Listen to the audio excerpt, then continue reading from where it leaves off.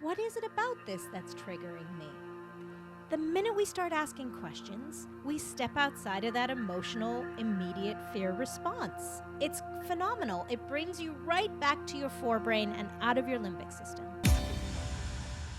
Hello, and welcome to the Business of Happiness podcast. I'm your host, Dr. Tarryn MacCarthy, and today is going to be a great day.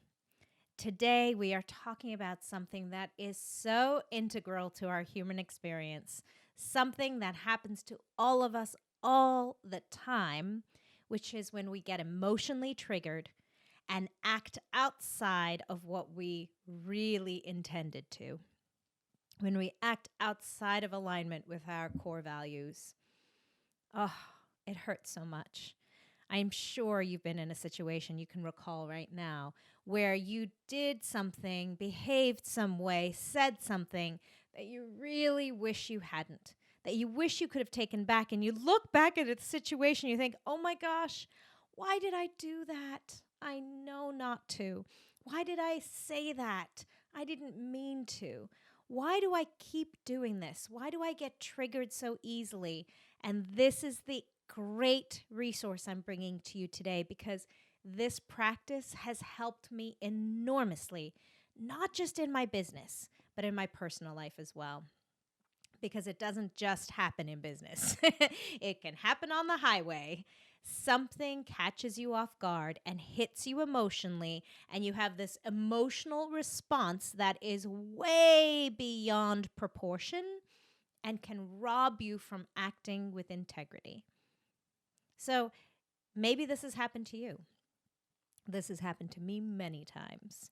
I'm thinking right now about this wonderful trip my husband and I took a little while ago last summer for our anniversary, and we went for a walk on the beach, and we had this whole day to ourselves.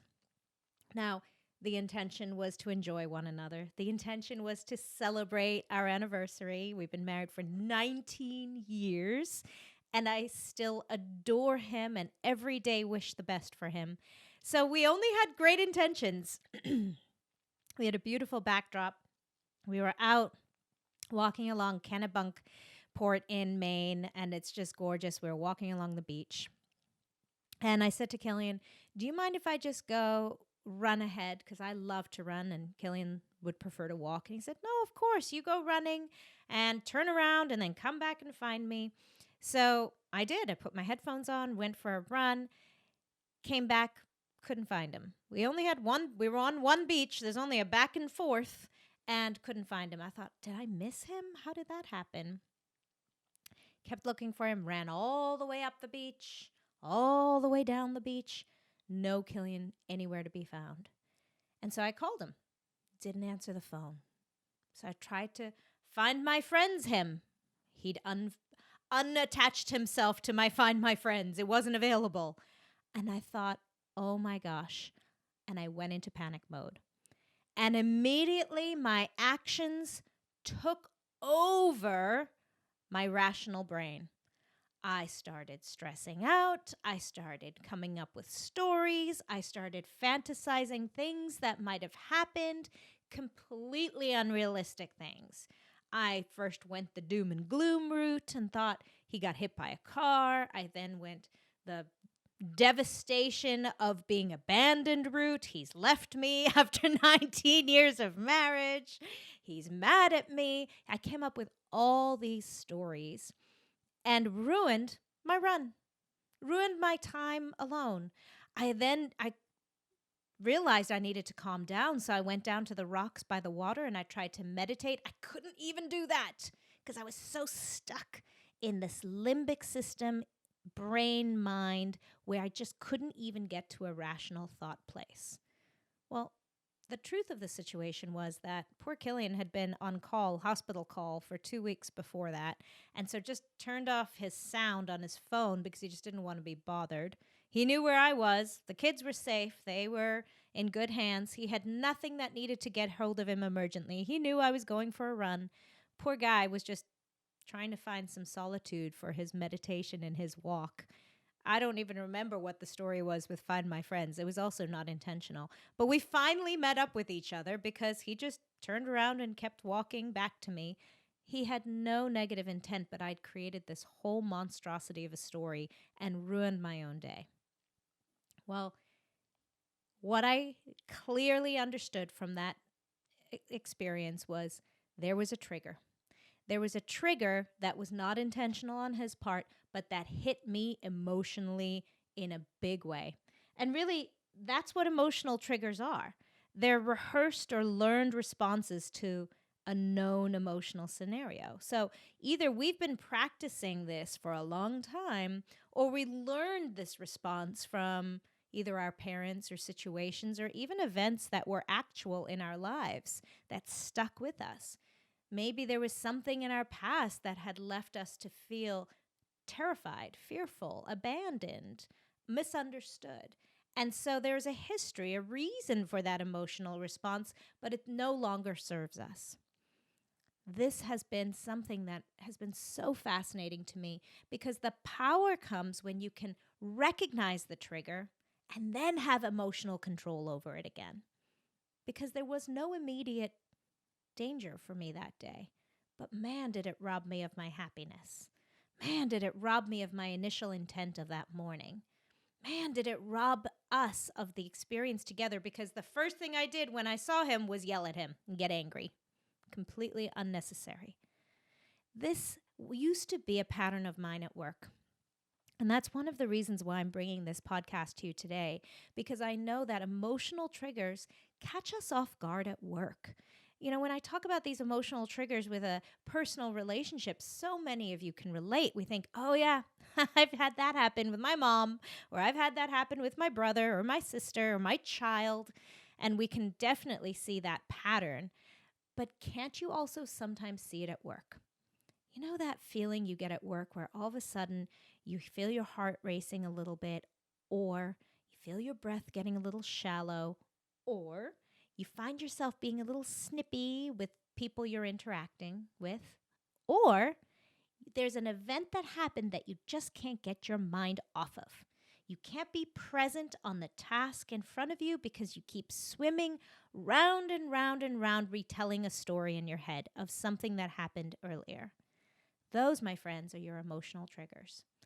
Just recognizing the event itself, even if you can't unpack it and figure out why, even if you can't walk back to what it was that taught you that emotional connection in your past, just identifying the trigger. Was it something that made you feel unseen, misunderstood? Was it somebody telling a lie, and maybe you have a sensitivity to people telling mistruths? Maybe that makes you feel unsafe. Was it something that made you just feel angry? And what is that trigger?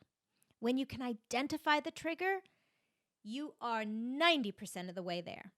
And the way you identify it is by being aware of your bodily reactions. It's that anxiety response, that fear response that comes up in a very physical way. As I mentioned, heart rate, breath, tension in your shoulders, or just not being able to focus on the task at hand because there's something else plaguing you. That, my friend, is an arrow pointing at what your trigger is. So once you know your trigger, then what? Well, if you're in the moment at work and it happens, you get triggered, the best thing to do is breathe. Breathe.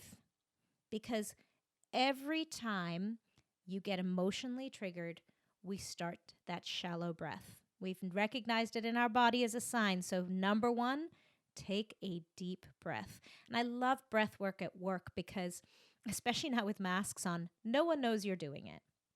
You can use this technique at any time. Even if you can't escape the room, even if you're in a meeting and you're getting triggered and you can't leave, you can breathe. So just taking a really cleansing inhale, deep intentional inhale, and an exhale. That allows us to get back in touch with our bodies and outside of our racing mind, our racing thoughts. Breathwork is my number one go-to. And then recognizing, oh, there's my trigger. Somebody's lying. Or there's my trigger. somebody's yelling, or maybe there's my trigger, somebody's crying. Your trigger might catch you unawares. You might not realize what triggers really are there. But when you start paying attention, you'll start to see a pattern. And when you recognize your trigger, you can see it for what it is. It's just a trigger. It's not a threat. It's just a trigger. So then we can go to step 2. So step 1 is breath work, just taking a deep breath. Step 2 is changing your mindset about it. And the easiest way to change your mindset is to jump into curiosity. Wow, isn't that interesting? That just triggered me. Isn't that fascinating? Or, what is it about this that's triggering me? The minute we start asking questions, we step outside of that emotional, immediate fear response. It's phenomenal. It brings you right back to your forebrain and out of your limbic system. Or you can ask yourself, am I really understanding this correctly? Is this really happening? Is this really true? And is it possible the exact opposite is true? There are a litany of curiosity questions you could ask yourself, but they all do the same thing. They take you out of the emotion and put you back into your rational thinking mind, where your intent is clear. If you're listening to this podcast, chances are you didn't get into business to be miserable. The problem is that people feel that if their business gets busier, if they start becoming more successful, that happiness will eventually set in. But it can actually get worse. This is why I created the Business of Happiness Prosperity Coaching.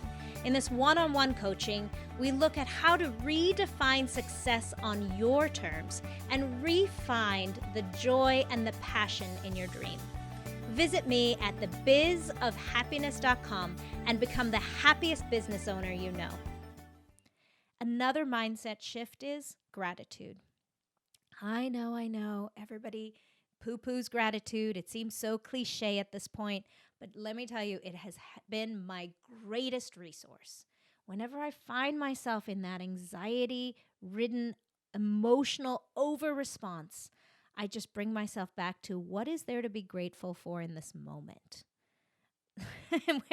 where I find my greatest anxieties happen, believe it or not, is often in parenting, because I have such a deep intention of being the best parent possible and to raise my children with the most loving intentions. And sometimes my children trigger me without even my awareness of it. But I know what it feels like. And what I go to immediately is gratitude. Thank you for this opportunity to parent. There's so many people out there who don't have this opportunity. Or thank you for letting me learn this new lesson in a new way. Or thank you that my child is here so that I can be aware and we can face this problem together. Or thank you that I'm learning how to grow in this relationship. And the third mindset shift that I really love to employ is love. Once again, one of those very ethereal concepts of just love, but it works. It works when you remind yourself to have enormous love for yourself in the moment and enormous love for the other person, even if there is anger and vitriol being shot at you. Because if there's anger and vitriol being shot at you, they're coming from a place of pain. They're coming from a place of hurt. I used this technique last week at work. One of my triggers is angry parents of patients of mine. I think I've talked about this on the website, on the podcast before. You guys know a lot about me at this point, but it is because I have so much love for my patients. I have so much intention to do my best for them. The same for my team members. If I've ever had one of my team members who's been angry or questioned my intentions, boy, is that a trigger for me, because I only want to do my best for them. And when they start to question my integrity, whoo, am I triggered? Well, what I did with this situation last week was I employed the mindset shift of love. It was a father of a patient in a divorced family situation, and this gentleman lives in a state far on the other side of the country, and he was angry that we were not alerting him to every step of his child's treatment process. that we were not getting his permission for every step, and that we were not informing him of every step, and that we were only speaking to mom, who the patient lives with. My intention always to do my best, and there are limitations always, and we made clear understanding and expectations, but this gentleman was angry. And so when I recognized my trigger, angry dad, angry parent, upset, thinking that I'm trying to hurt them or pull one over on them, I could employ one of my mindset shifts. And the one I chose was love. Literally what I did in the moment, and you're going to laugh at this practice, but it worked like a bomb. I pulled a sticky note out as I was sitting on the phone, and I just wrote over and over and over again, sending you so much love, sending you so much love, sending you so much love. I mean, literally, that was my technique. It sounds childish, but it's exactly what I did, and it worked beautifully. What I was really doing was acknowledging my trigger. What I was really doing was changing my mindset to one of love.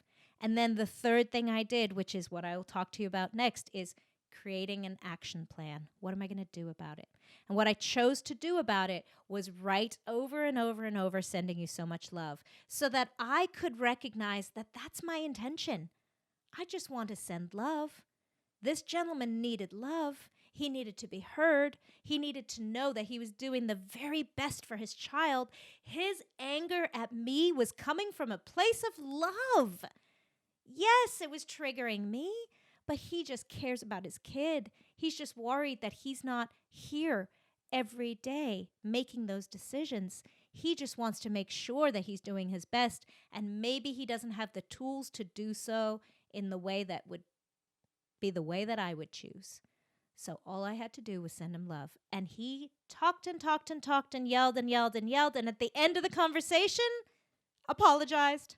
I'm not kidding you. He said, I am so sorry. I just needed to be heard. I just wanted someone to hear that I care about my kid, and I really care about what happens in his mouth. He apologized. All I had to do was send him love. So even though that sounds like such a woo-woo, ethereal way of responding to someone's anger, responding when you feel triggered, my friends, it works. It's pretty powerful. It worked for me, and I gift that to you. It may or may not work for you, and that's where this last step comes into place, which is creating an action plan that's true for you. So I'll review those steps again. Number 1, identifying your trigger, and then responding with breath, taking a deep breath. Number 2, changing your mindset about it, and the mindset shift happens in one of 3 ways. Curiosity, asking yourself questions, trying to find the curiosity in the situation so you can pull out of the limbic system and into your forebrain. 2, gratitude. And 3, love. One of those 3 mindset shifts. And now that brings us to the 4th step, which is creating an action plan that's true for you. So creating an action plan means, what are you going to do when you get triggered? What is it going to be? Are you going to pull out a Post-it note? In that situation, that was my plan. Or are you going to set yourself up for success before the trigger even happens? So have you figured out that one of your triggers is when someone's angry and you're exhausted, or you're overwhelmed, or you're overworked? So maybe part of your action plan is to get more sleep, or to put less on your list of to-dos for the day, or to meditate, or to go to the gym every day so that you're working out and giving yourself more stamina and more breathing and more self-care and taking care of yourself. What is your action plan? Maybe your action plan is just to shut up, not say anything. Maybe you know that there's a family member or a patient or a team member that triggers you just by being them. They remind you of something, or they identify as someone who you've had a difficult conversation with in the past, or a difficult relationship with in the past. So maybe all you're going to do when that happens is you're just going to listen and not respond, and ask permission to respond later. Because we always have that. Can I please let you know what I think at another time? Or can I please respond to you in an email? We always have that option. Or maybe your action plan is to get help. Ask for help. Ask for a coach. Ask for a therapist. Ask for a friend. Ask for accountability. Ask other friends who have been through this before, what do you do when this happens? Maybe your action plan is just learning more about the situation and what your options can be. And maybe your action plan is setting yourself up for success from the beginning. So trying to avoid the situation. Now, once again, we can't avoid all triggers. They're going to happen to us all the time. So another part of your action plan should be, what will I do when this falls apart? What will I do when writing I love you 500 times on a Post-it note doesn't work? What's my next action step? There's always benefit in finding support for yourself when your best laid plans fall down, because they will. And you always get to come back to compassion. I think that's the one biggest lesson that I have learned in my life, is that this really is a journey. And even when you do all these action steps and you figure out what your triggers are and you create a new mindset shift and you create a new action plan, there will still be days that this doesn't work. There'll still be days that Tarryn gets angry at her husband for no reason because something triggered her. But I know I'm learning. And I know that I have great intention. And I know that it gets easier. And I know that every time I employ one of these strategies, I learn something new about myself and I gain strength and resilience to do it again next time. Because imagine that you can figure out what your triggers are and be so present when they arrive, be so present in your body that you can identify them and you can choose how to respond instead of being slave to your emotional reactions. It's possible. It is possible. And with support, it's even possible even sooner. But it is possible to do it on your own just by following these steps. And it is possible to not be slave to your emotions, but actually choose your thought patterns and choose your next best action. Well, there you go, my friends. I hope that you found this supportive of you and your needs. I hope that this has given you some insight and given you some tools to address those emotional triggers that happen to all of us. You are not alone. This is something that we all face, but it is possible to get above and beyond it. And I'd love it if this episode served you, and if you know of a friend who could serve as well, please prescribe this episode to them, just like you would a prescription for, something that could give them health and heal them. Send them a copy of this episode and let them know that you think that this would be a great resource for them, and support them and make their day. Give them the empowerment that you have found in this episode and the tools that you can use in your own life. And if you really loved what you heard about curiosity, you're going to love February 23rd. I'm doing a live webinar on the power of curiosity in business, in relationships, and in personal development. It is going to be a phenomenal live webinar. Everybody is welcome. All you have to do is be in my Business of Happiness Hive private Facebook group. That is where I will be posting the Zoom link for February 23rd. So please come on over to Facebook. Ask to be admitted into the Business of Happiness Hive. I would love to have you there. It's an incredible network of people who are offering support and all kinds of resources for one another on a daily basis. So you'll benefit from that anyway. But even just to have access to the webinar link for February 23rd, 2022.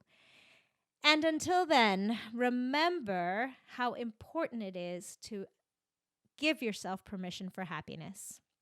Because when you feel good, that, my friend, is when you can do real good in this world. Bye-bye.